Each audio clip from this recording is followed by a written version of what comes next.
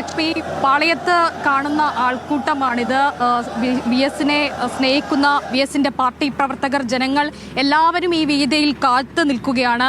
ഒരുപക്ഷെ തലസ്ഥാനത്ത് എത്രയോ വേദികളിൽ വി എസിന്റെ ആ ശബ്ദം ജ്വലിച്ചു വരുന്നിട്ടുണ്ടാവാം. എത്രയോ പൊതുപരിപാടികളിൽ വി എസ് പങ്കെടുത്തിട്ടുണ്ടാവാം. ഇതിന് തൊട്ടടുത്തായിട്ടുള്ള സെക്രട്ടേറിയറ്റിലും നിയമസഭയിലും AKG സെന്ററിലും ഒക്കെ അങ്ങനെ വി എസ് നിറഞ്ഞു നിൽക്കുന്ന ഒരു കാഴ്ചയുണ്ടായിരുന്നു. ആ സ്നേഹമാണ് ഈ നാട് ഇന്നലെ മുതൽ തിരിച്ചു നൽകിക്കൊണ്ടിരിക്കുന്നത്. ആ മുദ്രാവാക്യമാണ് ഇന്നലെ മുതൽ ഈ നാട്ടിൽ നിന്ന് ഉയർന്നു കേൾക്കുന്നത്. എന്തായാലും ആളുകളൊക്കെ ഈ വേദിയിൽ ഇങ്ങനെ കാത്തു നിൽക്കുകയാണ്. നമുക്ക് ആളുകളോട് തന്നെ ചോദിക്കാം, എങ്ങനെയാ വി എസിനെ നോക്കുന്നത്? നല്ലൊരു നേതാവായിട്ട് നമ്മൾ പയ്യന്നൂരിന്നാണ് വരുന്നത്. പയ്യന്നൂർ മാതാമംഗലം. എത്ര പേരുണ്ട്? നമ്മൾ 5 ആള്. കൃഷിക്കാരനാണ്, ഞങ്ങൾക്ക് ജീവനാണ്, വേറെ ഒന്നും പറയാനില്ല. പോയിട്ടുണ്ട് ഒരുപാട് പോയിട്ടുണ്ട്, പങ്കെടുത്തിട്ടുണ്ട്, ഒരുപാട് ബുദ്ധിമുട്ടുണ്ട്. വിളിക്കാൻ ഒന്ന് കാണണം. ഇത്തരത്തിൽ ആളുകളൊക്കെ ഈ പാളയത്ത് ഇവിടെ തിരുവനന്തപുരത്ത് ഏകദേശം 30ഓളം കേന്ദ്രങ്ങളിലാണ് ഇവിടെ ഈ വിലാപയാത്ര കടന്നു പോകുന്ന ഇടങ്ങളിൽ ആളുകൾ ഇങ്ങനെ ആളുകൾക്കായിട്ട് ഈ കേന്ദ്രങ്ങളായിട്ടുള്ളത്. അതിൽ ആളുകളൊക്കെ ഇങ്ങനെ നിറഞ്ഞ് ഇരിക്കുകയാണ്. പാളയത്തെ രക്തസാക്ഷി മണ്ഡപത്തിന്റെ തൊട്ട് മുമ്പിലെ കാഴ്ചയാണ് ഈ കാണുന്നത്. അമ്മേ, എവിടുന്ന് വരുക? പാലോട്. ഇതിനു മുമ്പേ എപ്പോഴെങ്കിലും കണ്ടിട്ടുണ്ടോ? കണ്ടിട്ടുണ്ട്, പാർട്ടി മെമ്പർമാരാണ്. എന്താ വി എസിന് അത്ര ഇഷ്ടമാണ്? വി എസ് പാവങ്ങളെ പടത്തലവനാണ്. പാവങ്ങളെ കൂടെ എപ്പോഴും പാവങ്ങൾക്ക് വേണ്ടി പ്രവർത്തിക്കുന്ന ഒരാളാണ്. ചേച്ചി, എവിടുന്ന് വരാ? പാലോട്.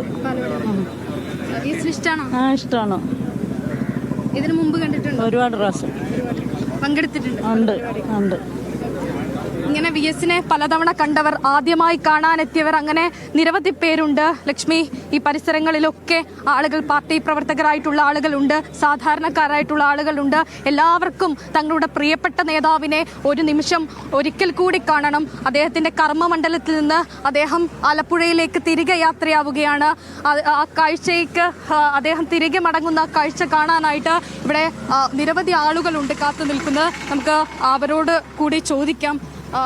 ചേട്ടാ, വിഎസിനെ കാണാൻ വേണ്ടി വന്നതല്ലേ? എവിടുന്ന് വരാ? ഞാൻ തമ്പാനൂർ, ഇവിടെ അടുത്ത് തന്നെ. ഇതിനു മുമ്പൊക്കെ കണ്ടിട്ടുണ്ടോ?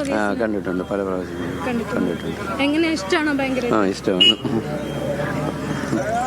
ആളുകളൊക്കെ ഇതുപോലെ നിൽക്കുന്നുണ്ട്. പാർട്ടി പ്രവർത്തകരൊക്കെ മുദ്രാവാക്യം വിളിക്കാനും ഒരു നിമിഷം കാണാനും ഒക്കെ ആളുകൾ ഇങ്ങനെ റോഡ് അരികിന്റെ 2 വശങ്ങളിലായിട്ടാണ് നിൽക്കുന്നത്. എങ്ങനെയാ വി എസിനെ ഓർക്കുന്നത്? പിന്നെ നമ്മുടെ പ്രധാന ആളല്ലേ, ഞങ്ങളുടെ നേതാവല്ലേ, നമുക്ക് പുള്ളിയെ മറക്കാൻ പറ്റില്ലല്ലോ. ഞങ്ങൾക്ക് അതിയായ സങ്കടവും പ്രയാസവും ഉണ്ട് പുള്ളി പോയി. ഇനി ഇതുപോലുള്ള ഒരു നേതാവിനെ കിട്ടാൻ പാടാണ്. ഇതുപോലെ 1-2 വ്യക്തികളെ ഉള്ളൂ.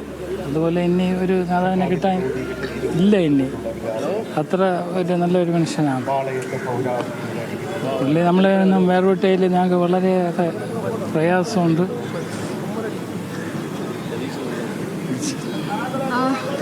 എവിടുന്ന് വരാ ചേട്ടാ?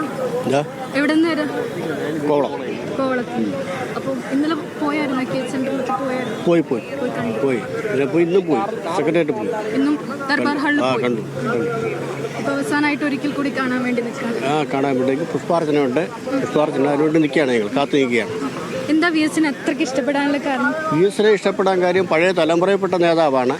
പിന്നെ സ്വാതന്ത്ര്യ സമര സേനാനി, അതുപോയിട്ട് പിന്നെ കർഷക തൊഴിലാളികളുടെ നേതാവ്, വിവിധ മേഖലകളിൽ പ്രതിപക്ഷ നേതാവ്, മുഖ്യമന്ത്രി, അങ്ങനെ പടിപ്പടിയായി അടിയന്തരാവസ്ഥ കാലത്തും അല്ലാതെയും ഒക്കെ ജയിലിൽ മൃഗീയമായ മർദ്ദനം ഏറ്റുവാങ്ങി മരണത്തിൽ നിന്നും രക്ഷപ്പെട്ടു വന്ന ഒരു നേതാവാണ്.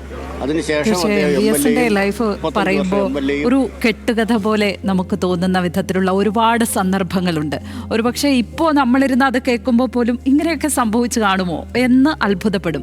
അത് ചരിത്രത്തിൻ്റെ പിന്തുണയുള്ളത് കൊണ്ട്, രേഖപ്പെടുത്തപ്പെട്ടിട്ടുള്ളത് കൊണ്ട് മാത്രം നമ്മൾ വിശ്വസിക്കുന്നതാണ്. ഇല്ലെങ്കിൽ ഇങ്ങനെ ഒരുപക്ഷെ ഉണ്ടാകില്ല, ഇത് വെറുതെ പറയുകയാണ്, ഇതൊരു കെട്ടുകഥയാണ് എന്ന് തോന്നുന്ന വിധത്തിലുള്ള ഒരുപാട് സന്ദർഭങ്ങളല്ലേ?